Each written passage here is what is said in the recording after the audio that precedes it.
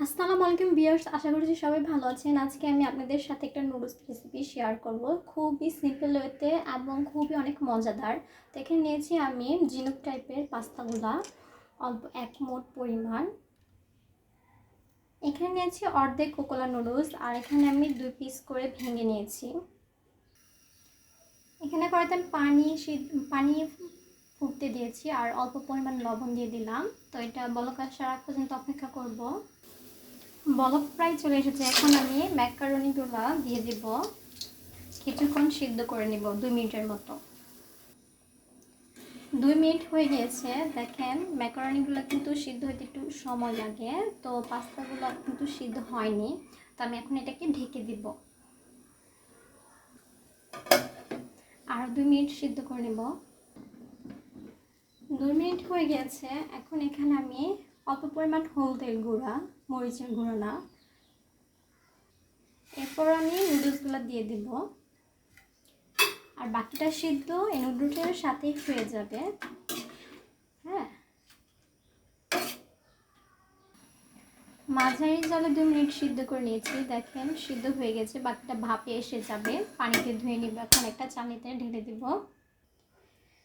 এখানে নুডলস রান্নার জন্য নিয়েছি বাঁধাকপি, গাজর আর মটরশুঁটি। আপনার বাসায় যদি বাঁধাকপি না থাকে তাহলে মটরশুঁটি আর গাজর দিবেন, আর তিনটাই হাফ সিদ্ধ। এখানে নিয়েছি পেঁয়াজ কুচি, আর এই মতো করে ফালি করে বাঁকা বাঁকা করে কাঁচামরিচ কেটে নিয়েছি, যাতে করে ঝাল হয়। আমি কড়াইটা গরম করে নিয়েছি। এখন এখানে পর্যাপ্ত পরিমাণ সয়াবিন তেল দিয়ে দিয়েছি, গরম করে নিব।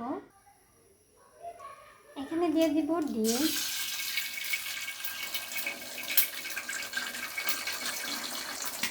দিব সামান্য পরিমাণ লবণ। এখন সুন্দর করে নাড়াচাড়া করে ভেজে নিব। ডিমটা তেল থেকে ছেড়ে দিয়েছে, এখন এটা একটা একটা হয়ে গেছে, নামিয়ে ফেলব। আবার দিয়ে দিব পর্যাপ্ত পরিমাণ সয়াবিন তেল, দিয়ে দিব কাঁচামরিচ আর পেঁয়াজ কুচি।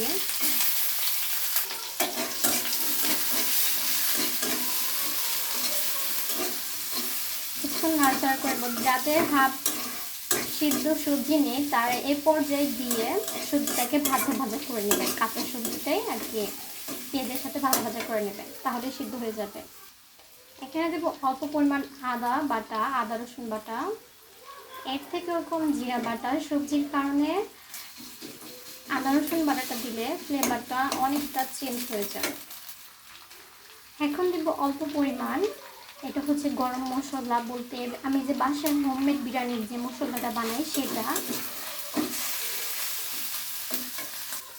এই পর্যায়ে কষিয়ে নেব অল্প পানি দিয়ে।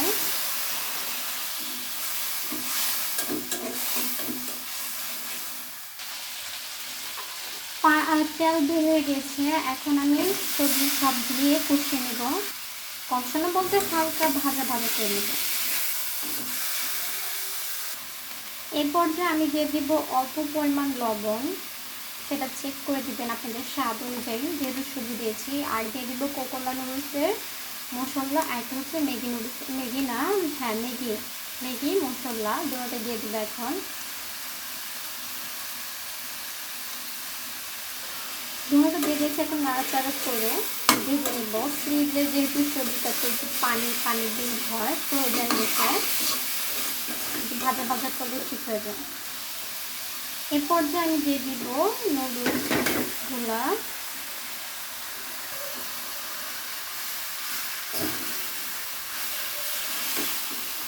নুডলসে হলুদ দেওয়ার ফলে দেখছেন কালারটা সুন্দর হলুদের কালার আসছে, হলুদ একটা। এর পর্যায়ে আমি চুলার জালটাকে লোতে করে দেবো, কারণ নিচ দিয়ে লেগে যাচ্ছে। এ পর্যায়ে দিয়ে দিব ভেজে রাখা ডিমটা। এখন সব সুন্দর করে মিক্স করে নেব।